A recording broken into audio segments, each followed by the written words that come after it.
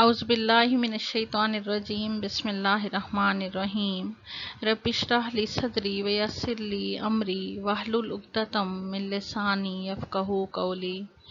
Assalamu alaikum, dear students. Earlier we have discussed arithmetic mean for ungrouped data and for group data, weighted arithmetic mean, combined mean, properties of arithmetic mean. Today we are going to discuss next topic, geometric mean, lecture number 17 from chapter 3, measures of location.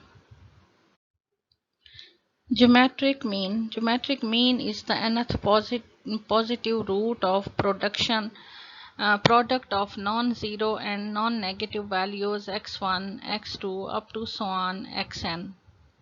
That is, geometric mean is equal to nth root of x1, x2 up to so on xn. This is the basic definition formula, and it is also written as x1 into x2 into so on xn whole raised to power 1 divided by n. nth root को आप इस तरह से भी लिख सकते हैं, ठीक है। Geometric mean is obtained by multiplying together all the values of the series and then calculating the relative root of their product corresponding to the number of items of the data. This method is the computation of geometric mean by using the basic definition. ये formula क्या है? इसको basic definition जो है उसका formula कहते हैं। The above formula can be applied if there are 2 or 3 items, but if number of items is large, the problem of finding nth root becomes difficult. So we use another formula, the logarithmic formula. कि जब हमारे पास number of items बहुत ज़्यादा होते हैं तो फिर हम ये बेसिक डेफिनेशन का जो फार्मूला है, ये बेसिक फार्मूला हम यूज़ नहीं कर सकते, वो डिफ़िकल्ट होता है यूज़ करना। तो फिर हम एक और फार्मूला इसमें यूज़ करते हैं जिसको हम लॉगरिथमिक फार्मूला कहते हैं for geometric mean, and it is equal to, geometric mean is equal to anti-log of x1 plus log of x2 plus so on log of xn, and it is further equal to anti-log of summation log x divided by n. ठीक है, ये है ungrouped उसके लिए formula है, ungroup data के लिए, ठीक है। ज्योमेट्रिक मीन का अनग्रुप डाटा के लिए फार्मूला है। ऊपर का फार्मूला जो है ये बेसिक डेफिनेशन का फार्मूला है, और नीचे ये हम जब हमारे पास नंबर ऑफ वैल्यूज जो हैं वो ज़्यादा हों तो फिर हम ये लॉगरिथमिक फार्मूला जो है उसके लिए यूज़ करते हैं, और वो ये है। Now, geometric mean for group data. Geometric mean is equal to x1 raised to power f1 into x2 raised to power f2 up to so on xn raised to power fn and whole raised to power 1 by n. This is the basic formula. Geometric mean is equal to, in the logarithmic form, anti-log into summation f log x divided by summation f, where summation f is equal to n. ठीक है। अब उसमें ungroup data में क्या था, हमारे पास frequency नहीं होती, तो वो क्या होगा, summation anti log of summation log x divided by n, ठीक है। जबकि ग्रुप डाटा में हमारे पास फ्रीक्वेंसी इन्वॉल्व होती है, तो उसको फ्रीक्वेंसी से हम मल्टीप्लाई करेंगे। तो ज्योमेट्रिक मीन का फार्मूला क्या हो जाएगा, anti log of summation F log x divided by summation F. Geometric mean is appropriate to average, ratios and rates of change where a subsequent measurement is dependent upon previous measurement. For example, population growth which follows increase according to the compound of interest. When we want to give more weight to smaller items and smaller weight to large items, geometric mean is the suitable average. Also, geometric mean is the best average to be used in the construction of index numbers. Geometric mean is affected by change of origin and change of scale. Change of origin क्या होगा कि जब variable में कोई constant add होगा या subtract होगा, ठीक है, उससे ये इफेक्ट होता है ज्योमेट्रिक मीन। और चेंज ऑफ स्केल क्या है कि जब वेरिएबल जो है वो किसी कांस्टेंट से मल्टीप्लाई होगा या फिर किसी कांस्टेंट पे वेरिएबल डिवाइड होगा, तो ये उससे भी ज्योमेट्रिक मीन इफेक्ट होता है, ठीक है। जैसा कि हम पहले बता चुके हैं कि ज्योमेट्रिक मीन जो है वो रेशोज़ और रेट्स ऑफ चेंज के लिए एक बेहतरीन मेजरमेंट है, और ये किस पे डिपेंड करती है, प्रीवियस मेजरमेंट पे जो है ये डिपेंड करता है, ठीक है, क्योंकि इसमें तमाम वैल्यूज़ को हम आपस में मल्टीप्लाई करते हैं। तो नेक्स्ट टॉपिक है एडवांटेजेस ऑफ ज्योमेट्रिक मीन, के ज्योमेट्रिक मीन के एडवांटेजेस क्या हैं। It is rigidly defined by mathematical formula. It is based on all the observations. It gives importance to all rates of change. That is why it is less affected by extreme values. Extreme values से जो है इतना effect नहीं होता, ठीक है, या बहुत ज़्यादा बड़ी वैल्यूज़ हों या बहुत ज़्यादा छोटी वैल्यूज़ हों, उससे ये मीन जैसे इफेक्ट होता है ये इस तरह से इफेक्ट नहीं होता। It is capable of further mathematical treatment and it is suitable for averaging ratios and percentages and rates of increase or decrease. Now, disadvantages of geometric mean. It is neither simple to understand nor easy to calculate. It cannot be computed if any value of the data is zero or negative. इसको underline कर लें, ये बहुत important इसकी disadvantage है। ये आपको जो है इससे क्वेश्चन और वाइवा में भी अक्सर ये इस किस्म का क्वेश्चन दे दिया जाता है आपको, जिसमें ज़ीरो है या नेगेटिव वैल्यू है, तो बच्चे बैठ जाते हैं ज्योमेट्रिक मीन कैलकुलेट करने। हालांकि उसी वक्त आपको बता देना होता है कि ज्योमेट्रिक मीन जो है हम इस डाटा से कैलकुलेट नहीं कर सकते अगर कोई वैल्यू ज़ीरो हो उसमें या फिर नेगेटिव वैल्यू उसमें हो, ठीक है। तो ये इम्पॉर्टेंट है, इसको अंडरलाइन कर लें। इट हैज़ रिस्ट्रिक्टेड एप्लीकेशंस, के एप्लीकेशन जो हैं इसकी रिस्ट्रिक्टेड है, हर एक जगह अप्लाई नहीं होता। एग्जाम्पल है 3.11 आपकी बुक से है, the geometric mean of the values 2, 4 and 8 is. अब 3 वैल्यूज आपको गिवन है, तो इसके लिए आपने अनग्रुप डाटा है और आपने कौन सा फार्मूला इसमें यूज़ करना है। जब इस तरह से कम वैल्यूज़ हों, 2 हैं या 3 हैं या 4, मैक्सिमम 4 वैल्यूज़ तक अगर आपके पास है, तो आप इसके लिए बेसिक जो डेफिनेशन का फार्मूला है वो आप यूज़ करते हैं, और वो किसके इक्वल है, geometric mean is equal to nth root of x1 into x2 up to so on xn, ये है ना। और फर्दर इसको हम कैसे लिखते हैं, x1 into x2 up to so on xn whole raise to power 1 by n, ठीक है।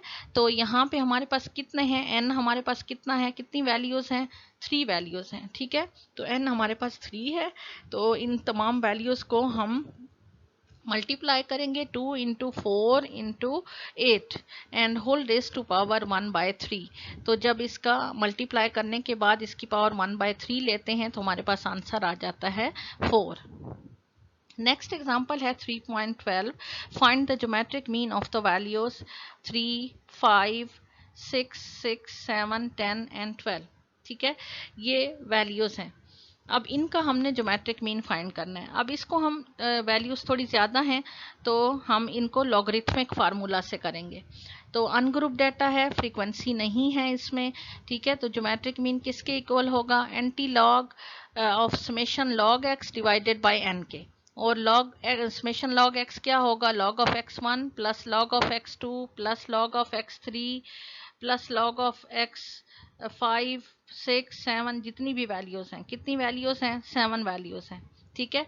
तो अब लॉग ऑफ 3 क्या होगा, लॉग ऑफ 3 आपके पास पहली वैल्यू क्या है, 3 है, log of 3 plus log of 5 plus log of 6 plus log of 6 plus log of 7 and plus log of 10 and log of 12, ठीक है। इन सब के लॉग कैलकुलेट करने हैं, फिर इन सब को प्लस करना है, और n कितना है, n is the number of values, वो आपके पास 7 है, ठीक है।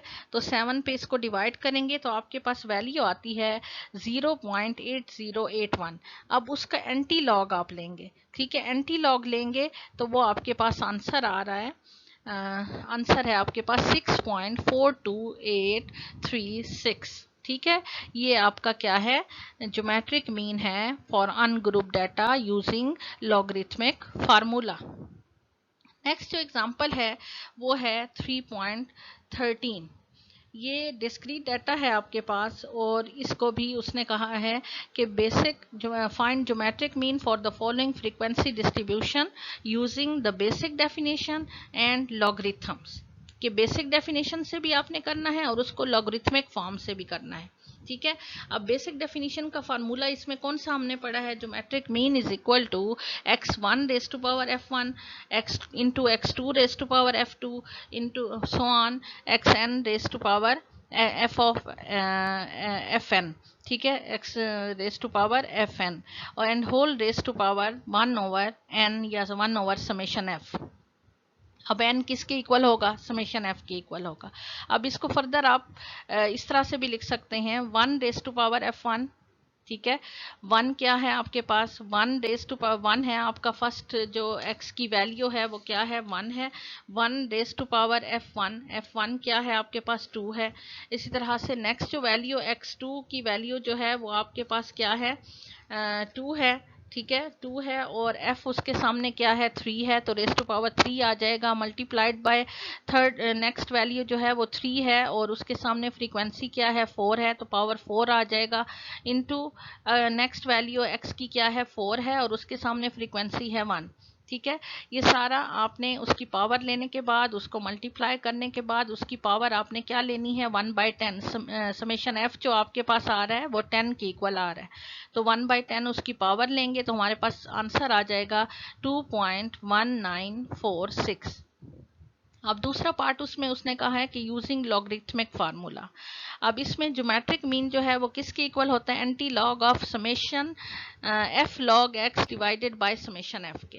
ठीक है, अब आपने कॉलम कौन सा फाइंड करना है, सबसे पहले तो लॉग ऑफ x का कॉलम होगा, फिर उसको फ्रीक्वेंसी के कॉलम से लॉग ऑफ x के कॉलम को मल्टीप्लाई करेंगे। अब log ऑफ x यानी 1 का जो log है वो आपके पास 0.000 आ गया। इसी तरह से log ऑफ 2 आपके पास क्या आ गया, 0.3010।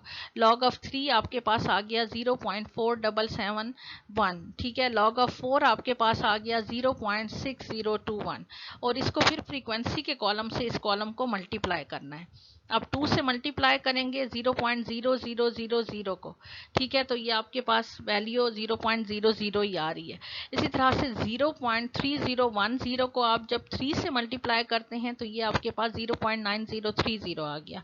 इसी तरह से नेक्स्ट वैल्यू 0.4771 को आप 4 से मल्टीप्लाई करेंगे तो ये आपके पास 1.9084 आ गया। इसी तरह से 0.6021 को आप 1 से मल्टीप्लाई करेंगे, ये आपके पास वैल्यू आ गई 0.6021। अब आपने इस कॉलम का सम करना है, समेशन f log x चाहिए हमें फार्मूला में। ठीक है, तो हम इसका सम करेंगे तो ये सम हमारे पास आ रहा है, प्लस कर लेंगे तमाम वैल्यूज को, 3.4135 समेशन f log x हमारे पास आ रहा है और समेशन f जो है वो हमारे पास किसके इक्वल है, 10 के इक्वल है। तो हम anti log of 3.4135 divided by 10 इसको करेंगे और फिर जो भी वैल्यू आती है उसका एंटी लॉग लेंगे। ये वैल्यू आ रही है 0.34135, इसका फिर एंटी लॉग लेंगे तो हमारे पास ज्योमेट्रिक मीन आ जाएगा और वो आ रहा है 2.1946। ठीक है, एग्जाम्पल है 3.15। A man gets a rise of 10% in salary at the end of his first year of service and further rises of 20% and 25% at the end of second and third years respectively. The rise in each year being calculated on his salary at the beginning of the year. To what average annual percentage increase in is this equivalent?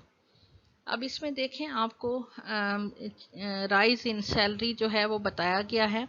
अब उसमें 10% है, 20% and 25%, ये आपके पास x की values हैं। ठीक है, अब 10% का क्या मतलब है, 100 में 10 का ऐड होना 110 हो जाएगा।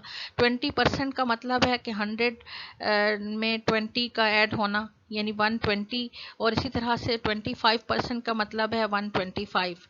ठीक है, तो बेसिक फार्मूला जब हम यूज करेंगे बेसिक डेफिनेशन का, it is equal to geometric mean is equal to x1 into x2 into x3 whole raise to power 1/3, क्योंकि 3 वैल्यूज हैं, n आपके पास 3 है। ठीक है, तो इसमें वैल्यूज को मल्टीप्लाई करेंगे, उसकी पावर 1/3 लेंगे तो हमारे पास आंसर आ रहा है 118.165। अब इसमें दूसरा फार्मूला जो लॉगरिथमिक फार्मूला है, अगर वो अप्लाई करते हैं तो ज्योमेट्रिक मीन किसके इक्वल होगा, anti log of 110 plus log of 120 plus log of 125 divided by n। n किसके इक्वल है, 3 के इक्वल है। अब log ऑफ 10 फाइंड करेंगे तो वो हमारे पास वैल्यू आ रही है 2.04139।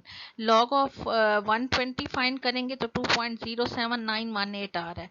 log ऑफ 125 फाइंड करेंगे तो वो हमारे पास आ रहा है 2.09691। इन तमाम वैल्यूज को प्लस करेंगे, 3 पे डिवाइड करेंगे और इनका तो वो हमारे पास आ रही है 2.07249 और इसका एंटी लॉग जब लेंगे तो ये हमारे पास आंसर आ रहा है 118.165। ठीक है, ये है एनुअल इंक्रीज इन सैलरीज। क्योंकि हमने पीछे पढ़ा है कि इस तरह का इंक्रीज या डिक्रीज इन सैलरीज है या किसी भी एनुअल इंक्रीज है कोई भी किसी भी चीज़ का, वो हम उसके लिए हम अप्रोप्रिएट एवरेज जो है वो ज्योमेट्रिक मीन ही यूज़ करते हैं। नेक्स्ट एक्सरसाइज का क्वेश्चन है 3.16, इसका बी पार्ट है। The mean and the geometric mean of 3 numbers a b c are 72 and 60 respectively. Find all the 3 numbers when the mean of A and B is 45.5. इस किस्म का question आपके short question में आता है। ठीक है, तो अब इसमें देखें क्वेश्चन आपके पास क्या है। एक्स बार जब मीन 3 जो वैल्यूज हैं उनका मीन जो है उसने क्या बताया हुआ है 72। तो मीन 3 वैल्यूज का हम किस तरह से लिखते हैं, x bar is equal to a plus b plus c divided by 3। ठीक है, अब 3 को क्रॉस मल्टीप्लिकेशन करेंगे, एक्स बार हमें 72 दिया हुआ है और 3 से मल्टीप्लाई करेंगे तो हमारे पास a प्लस बी प्लस सी हमारे पास क्या आ जाएगा 216। इसको हम इक्वेशन नंबर 1 कहेंगे। ठीक है, अब मीन ऑफ 2 नंबर्स उसने बताया है कि वो क्या है 45.5 है। अब 2 नंबर्स के मीन को हम कैसे शो करते हैं, x bar is equal to a plus b divided by 2। ठीक है, और एक्स बार हमें क्या दिया हुआ है 2 नंबर्स का 45.5, तो 2 से उसको मल्टीप्लाई करेंगे तो हमारे पास a प्लस बी आ जाएगा 91। अब ये a प्लस बी की वैल्यू इसको हम इक्वेशन नंबर 2 कह देते हैं। अब यहाँ से a प्लस बी की वैल्यू हम इक्वेशन नंबर 1 में पुट कर देंगे, 91 प्लस c आ जाएगा तो c की वैल्यू 316 माइनस 91 आ जाएगी और ये है हमारे पास c की वैल्यू 125। इसको हम इक्वेशन 3 कह देंगे। अब हम वो कहता है कि ज्योमेट्रिक मीन जो है वो 3 नंबर्स का वो उसने बताया हुआ है 60।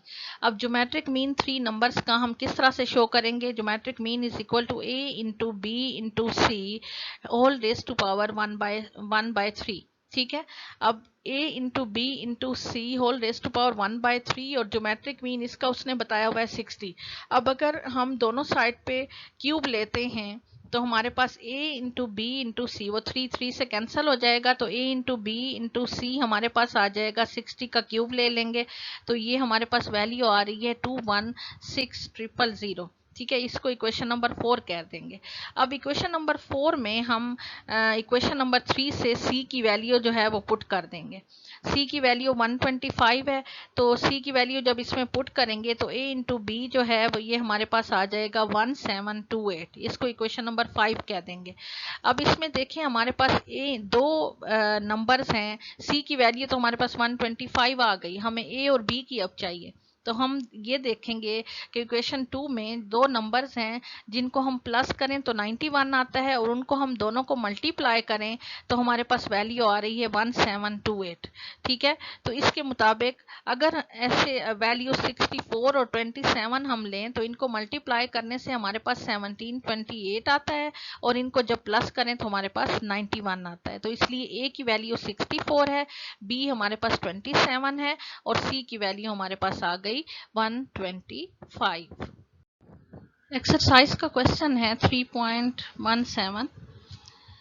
The mean and geometric mean of 3 numbers are 7 and 4 respectively. Find all the 3 numbers if the mean of the first 2 numbers is 10. अब मीन क्या बताया हुआ है 3 नंबर्स का 7 और 3 नंबर्स का ज्योमेट्रिक मीन क्या बताया है 4, नंबर कितने हैं 3 और 2 नंबर्स का मीन जो उसने बताया है वो कितना है 10। अब 3 नंबर्स के मीन को हम शो कैसे करते हैं, ये पीछे जो हमने अभी क्वेश्चन किया है बिल्कुल वैसा ही है। x bar is equal to a plus b plus c divided by 3 और 7 उसकी वैल्यू बताई हुई है। x बार जो है 3 नंबर्स का मीन जो है 7 3 21 आ जाएगा, तो a प्लस बी प्लस सी की वैल्यू हमारे पास 21 आ गई, इसको इक्वेशन नंबर 1 कह देंगे। अब उसने कहा कि 2 नंबर्स का मीन जो है वो क्या है, 10 है। ठीक है, तो x बार उसको कैसे हम शो करते हैं, x bar is equal to a plus b divided by 2, तो a प्लस बी हमारे पास 20 के इक्वल आ जाएगा, इसको इक्वेशन नंबर 2 कह देंगे। अब इक्वेशन नंबर 2 से a प्लस बी की वैल्यू जो है वो इक्वेशन नंबर 1 में हम पुट करेंगे। ठीक है, वो क्या है, 20 वैल्यू है, तो 20 प्लस सी हमारे पास आ जाएगा 21 और सी की वैल्यू हमारे पास इक्वल टू 1 आ जाएगी। ठीक है, अब ज्योमेट्रिक मीन 3 नंबर्स का उसको कैसे हम शो करते हैं, geometric mean is equal to a into b into c whole raise to power 1/3। ठीक है, और वो बताया हुआ है ज्योमेट्रिक मीन की वैल्यू उसने 4 बताई हुई है। अब ऑन द बोथ साइड हम क्यूब ले लेंगे इसका। ठीक है, तो वो इससे कैंसिल हो जाएगा, तो a इंटू बी इंटू सी हमारे पास जब 4 का क्यूब लेंगे तो हमारे पास 64 के इक्वल आता है, तो इसको इक्वेशन नंबर 3 कह देंगे। ठीक है, अब हमने क्या करना है कि इसमें इक्वेशन नंबर 3 में हम c की वैल्यू जो है इक्वेशन नंबर 2 में जो हमारे पास 3 में आई थी उससे हम इसमें पुट कर देंगे। c की वैल्यू हमारे पास 1 आई थी, वो इसमें पुट करेंगे तो a इंटू बी हमारे पास क्या आ गया, 64। ठीक है, अब 64 दो वैल्यूज हैं, अब c की वैल्यू तो 1 आ गई, अब a और b की हमें चाहिए, तो उसके लिए हम देखते हैं कि दो जो वैल्यूज हैं जिनको हम प्लस करें तो हमारे पास 20 आता है और उसको हम मल्टीप्लाई करें तो हमारे पास 64 आता है। तो 16 और 4 दो वैल्यूज ऐसी हैं जिनको हम प्लस करें तो 20 आता है, मल्टीप्लाई करें तो 64 आता है। तो a हमारे पास 16 आ गया, b हमारे पास 4 आ गया और c की वैल्यू हमारे पास आ गई 1। अब नेक्स्ट इसी तरह का ही क्वेश्चन है, क्वेश्चन नंबर 21। ये इंपॉर्टेंट है क्वेश्चन, इसलिए आपको मैंने ये ज़रूरी समझा कि आपको मैं करवा दूं। ठीक है, तो क्वेश्चन नंबर 3.21 है, इसका बी पार्ट है। The mean and geometric mean of 3 numbers are 34 and 18 respectively. Find all the 3 numbers when the geometric mean of the first 2 number is 9. ठीक है, अब मीन जो है 3 नंबर्स का किससे हम शो करते हैं, x bar is equal to a plus b plus c divided by 3 और उसका मीन उसने क्या बताया हुआ है, 34। ठीक है, 34 को जब 3 से मल्टीप्लाई करेंगे तो हमारे पास a प्लस बी प्लस सी हमारे पास आ जाएगा 102, इसको इक्वेशन नंबर 2 कह देंगे। अब उसने कहा है कि ज्योमेट्रिक मीन जो है 2 नंबर्स का वो आ रहा है 9। ठीक है, अब a into b geometric mean क्या होगा, 2 नंबर्स का a into b whole raise to power 1/2। ठीक है, अब a into b whole raise to power 1/2 और इसका मीन उसने ज्योमेट्रिक मीन क्या बताया है, 9 बताया हुआ है। 9 का स्क्वायर लेंगे दोनों साइड से हम स्क्वायर लेंगे। ठीक है, तो 9 का स्क्वायर 81 आ जाएगा और यहाँ पे ये उससे कैंसिल हो जाएगा, तो a इंटू बी हमारे पास आ गया 81, ये हम इक्वेशन नंबर 2 कह देंगे। अब इसमें ज्योमेट्रिक मीन 3 नंबर्स का जो उसने कहा है वो किसके इक्वल है, geometric mean of 3 numbers a into b into c whole raise to power 1/3 और उसने वो बताया हुआ है 18। ठीक है, अब दोनों साइड से हम क्यूब लेंगे तो a इंटू बी इंटू सी जो है ये हमारे पास आ गया 5832 और इसको इक्वेशन नंबर 3 हम कह देंगे। अब a इंटू बी की वैल्यू इक्वेशन 2 से हम इसमें पुट कर देंगे तो हमारे पास c की वैल्यू आ जाएगी 72। ठीक है, तो दो वैल्यूज जिनको हम प्लस करें a प्लस बी, अब a प्लस बी हमारे पास कैसे आएगा, it is equal to a plus b हमारे पास इक्वल है a plus b plus c जो है ये हमारे पास इक्वल है 102 के और इसमें c की वैल्यू जब हम पुट करेंगे तो वो आएगी 72 और जब इधर लेके जाएंगे तो ये हमारे पास आ जाएगा a प्लस बी की वैल्यू हमारे पास आ जाएगी 30। अब दो वैल्यूज ऐसी हैं कि जिनको हम प्लस करें तो 30 आता है और उनको हम मल्टीप्लाई करें तो हमारे पास 81 आता है। ठीक है, तो 27 और 3 ऐसी दो वैल्यूज हैं जिनको हम प्लस करें तो 30 आता है और इनको मल्टीप्लाई करें तो 81 आता है। तो a की वैल्यू हमारे पास 3 आ जाएगी, b की वैल्यू हम 27 ले लेंगे और c हमारे पास आ रहा है 72। Students, this is your home task today. Solve these questions from exercise question number 3.14, 3.15, 3.16 part A and C and send me in subject group.